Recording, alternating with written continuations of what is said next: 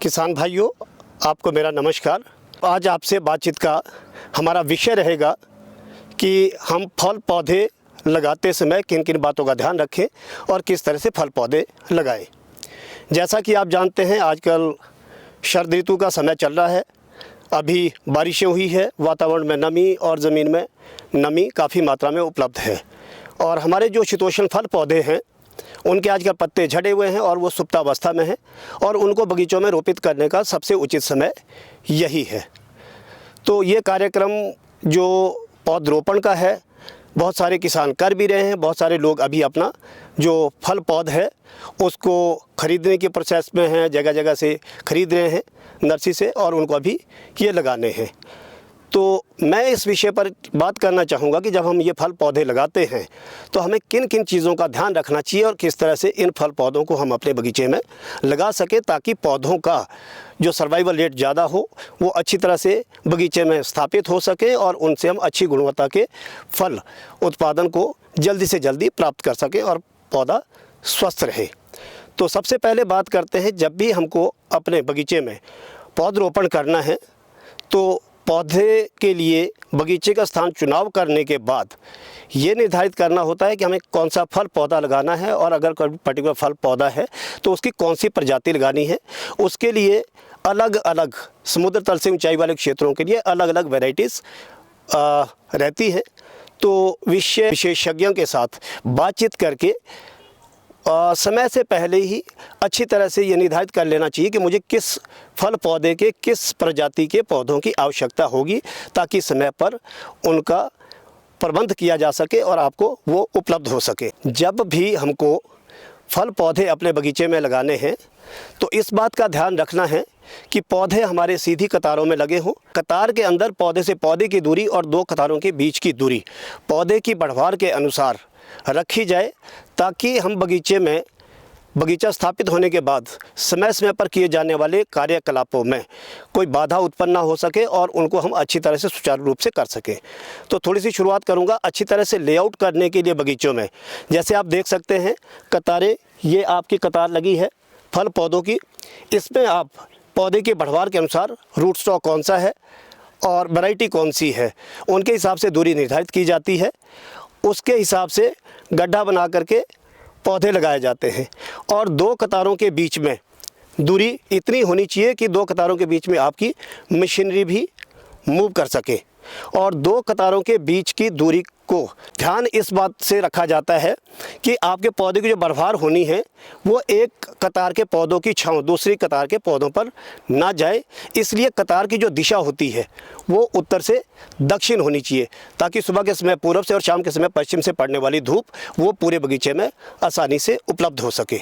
तो जब आपकी वो निर्धारित हो जाती है लेआउट, फिर उसके बाद पहला काम रहता है गड्ढा तैयार करना पौधा बनाने के लिए।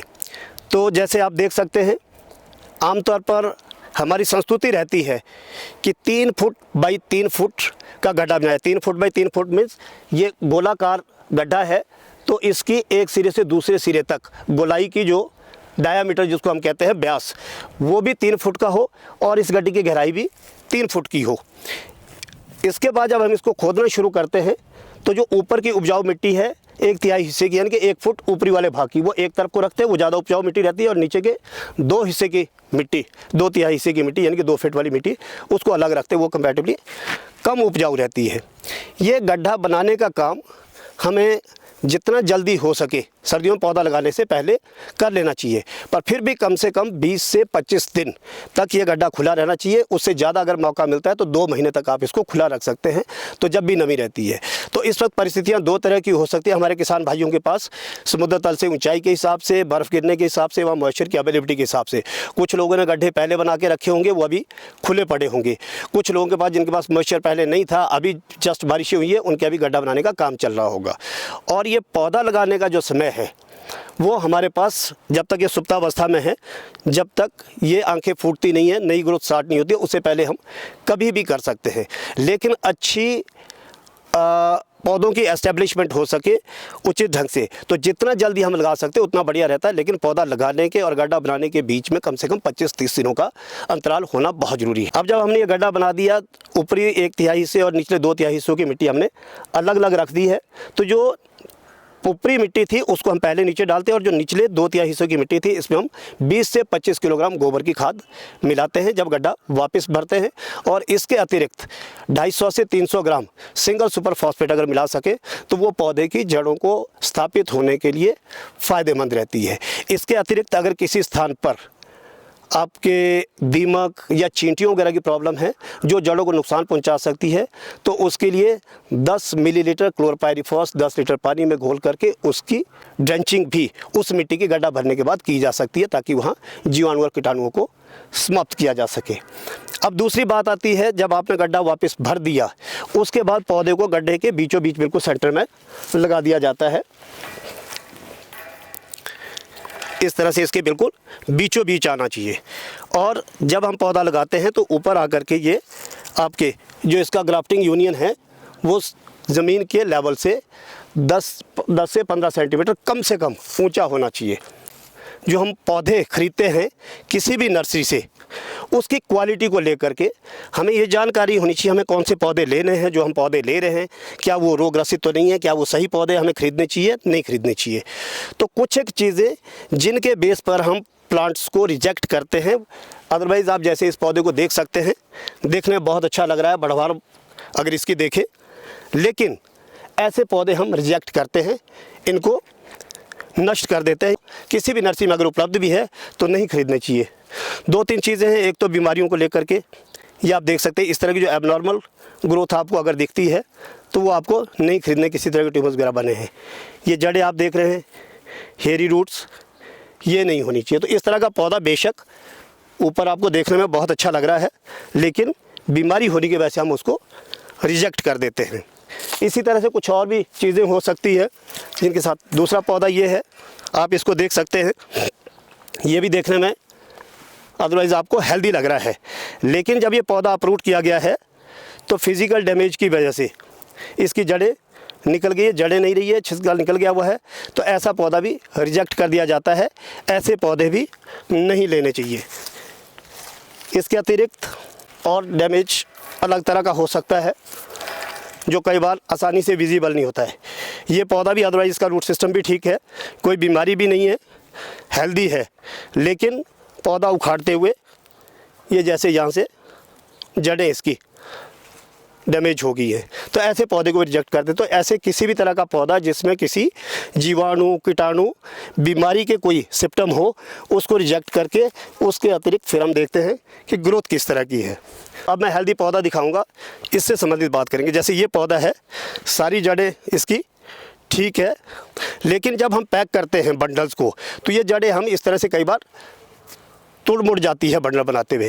तो जब हमने पौधा लगाना है तो हम क्या करते हैं, जहाँ से जड़ कटी हुई है पहले उनको यहाँ से काट करके जड़ों को कुछ कम कर देते हैं एरिया भी, और जहाँ जहाँ इसमें कोई फिज़िकल डैमेज हुआ है वो सारा पोर्शन निकाल करके अलग कर देते हैं ऐसे करके। और इसके बाद उस पौधे को हम बिल्कुल ऐसे गड्ढे के बीचों बीच रख करके, गड्ढा पहले मिट्टी से भरने के बाद फिर ये जो ग्राफ्टिंग यूनियन है इससे हम ये आपकी ज़मीन से 10 से 15 सेंटीमीटर ऊपर चाहिए। आपका पौधा सिर्फ इतना दबना चाहिए मिट्टी के अंदर, इससे ऊपर खुला होना चाहिए। ये ध्यान रखने वाली बात है।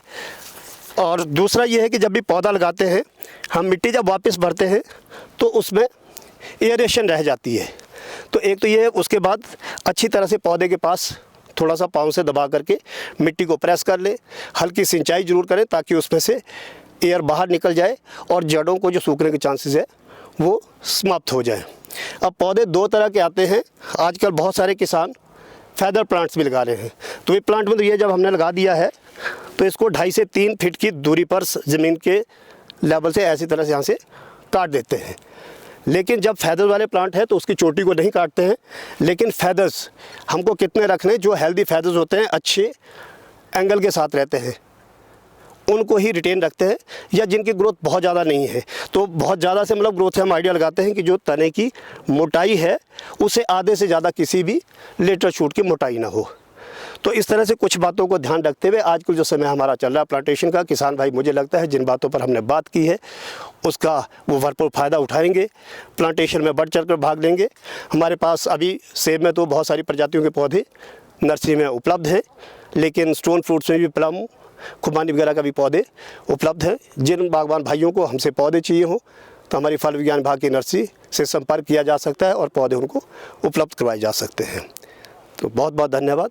Thank you very much.